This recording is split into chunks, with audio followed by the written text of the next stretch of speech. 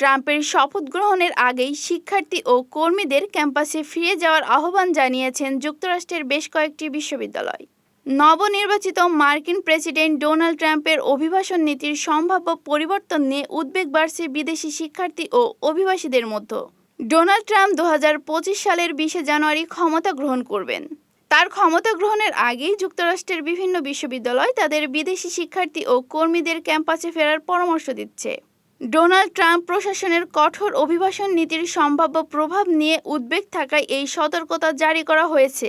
শীতকালীন ছুটির পরে শিক্ষার্থীরা যাতে ক্যাম্পাসে ফিরে আসতে পারে তা নিশ্চিত করতেই ইমেলে বার্তা পাঠানো হয়েছে বলে জানিয়েছে বিশ্ববিদ্যালয় কর্তৃপক্ষ।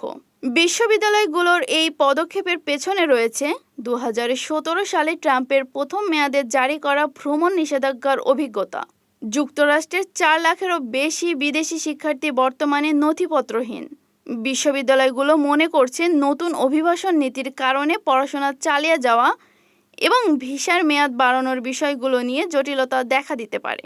বিশেষ করে যারা প্রযুক্তি ও অন্যান্য খাতে H-1B ভিসায় কাজ করছেন তাদের কর্মসংস্থানের সুযোগ কমে যাওয়ার আশঙ্কা রয়েছে। এছাড়াও একাডেমিক ও ভবিষ্যৎ পরিকল্পনা নিয়ে দুশ্চিন্তায় রয়েছে শিক্ষার্থীরা।